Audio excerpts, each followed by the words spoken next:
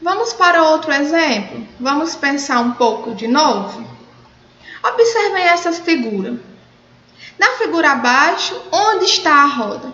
Pausem o vídeo nesse momento e tentem responder essa pergunta.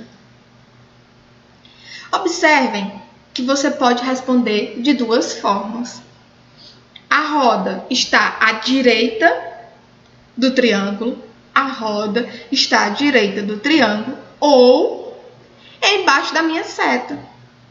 Percebeu que a gente tem duas respostas, dois pontos de referência adotados? A gente adotou aqui o triângulo e a seta.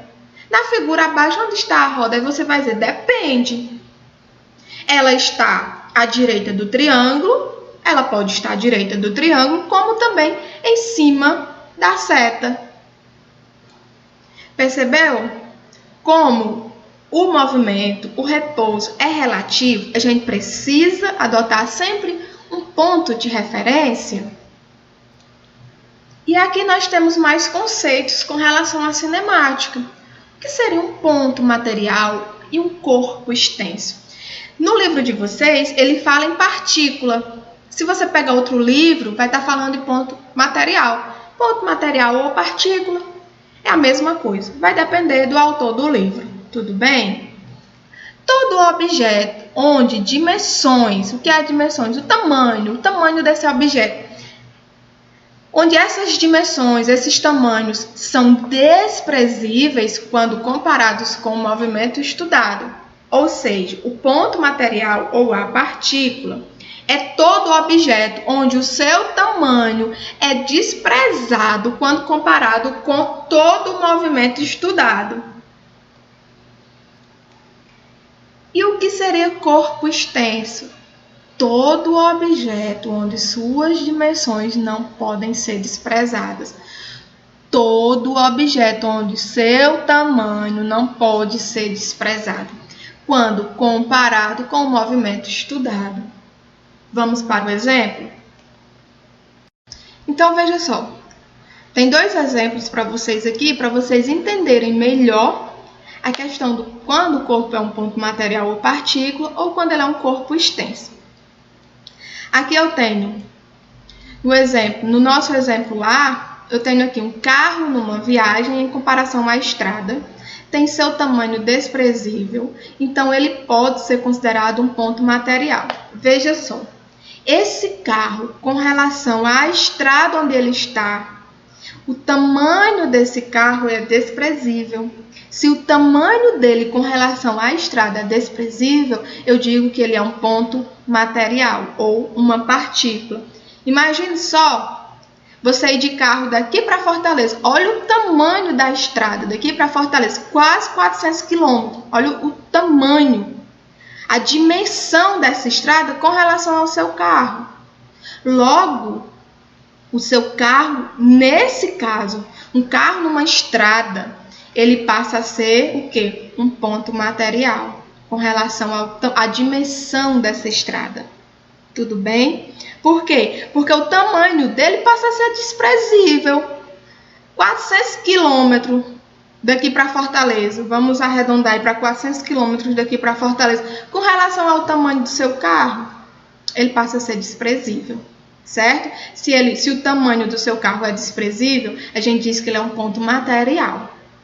Mas, ao estacionar o meu carro na minha garagem, com relação à minha garagem, o meu carro agora passa a ser um corpo extenso, porque o seu tamanho com relação ao estacionamento onde eu coloquei o carro ou a minha garagem, eu começo a perceber o tamanho do meu carro, que a diferença de dimensão não é tão grande entre a minha garagem e o carro. Logo, o meu carro aí passa a ser um corpo extenso. Por quê? Porque eu percebo o tamanho do meu carro. Ele deixa de ser desprezível esse tamanho dentro da minha garagem ou do meu estacionamento. Logo, o meu carro é um corpo extenso.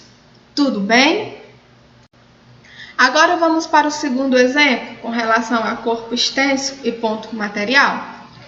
O planeta Terra, em seu movimento de translação em torno do Sol, é um ponto material. mas em seu movimento de rotação, que é em torno de si mesmo, é um corpo extenso. Olha só, o planeta Terra, nesse movimento de translação aqui, o que é que vai acontecer? A Terra gira em torno do Sol, movimento de translação. A Terra girando em torno do Sol. Ela é o quê? Um ponto material, porque com relação ao todo, com relação à extensão total desse movimento, ao tamanho desse movimento, né? Olha só a dimensão aqui, ela passa a ser um ponto material. Mas quando o nosso planeta faz um movimento de rotação, que é girar em torno dela mesma, ela passa a ser um corpo extenso. E agora vamos continuar pensando. Vamos pensar um pouco. O Sol está em movimento ou em repouso em relação à Terra? E aí, pausem o vídeo e tentem justificar aí essa pergunta. E agora, tia, o Sol está em movimento ou em repouso com relação à Terra? E aí, pensaram? E agora? Será que o Sol está em movimento? Ou será que o Sol está em repouso? O que é que eu preciso fazer para entender ou para saber se o Sol está em repouso ou em movimento? E agora? O Sol está em movimento em relação à Terra, pois o nosso planeta realiza o movimento de translação, ou seja, gira em torno do Sol.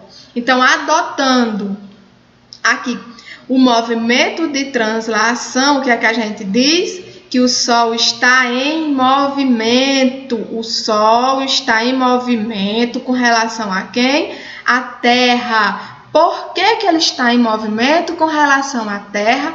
Porque ele realiza um movimento de translação, ou seja, a Terra realiza um movimento de translação, gira em torno do Sol. Eu espero que vocês tenham respondido isso daí. Com certeza responderam, porque eu só tenho aluno fera. Tudo bem? E aí, turma, para finalizar, antes de entrar em movimento retilíneo e movimento retilíneo uniforme, nós vamos para o conceito de trajetória. O que é a trajetória? A trajetória são as posições ocupadas por um corpo num determinado intervalo de tempo, no decorrer do tempo, com relação a um referencial adotado. E aí, a trajetória, ela vai dizer os pontos, as posições, os lugares que ligam, por exemplo, um ponto A ao ponto B. De A para B, quais foram as posições que eu ocupei para chegar no meu destino, da minha origem ao meu destino, quais foram essas posições ocupadas. E essa trajetória, ela tanto pode ser retilínea como curvilínea. Como tem aqui nas imagens, a gente tem a curvilínea, ela se divide em circular, elíptica, como mostra a imagem, e o looping, né, ou parabólica.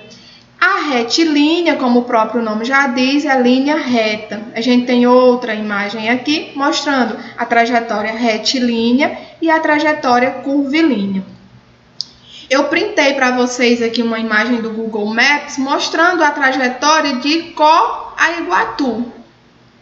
Digamos que Icó seja o ponto A e Iguatu o ponto Z. Quais são as posições do meu corpo até chegar no ponto Z, até chegar ao meu destino? Eu vou passar por B, C, D, F, G e assim sucessivamente.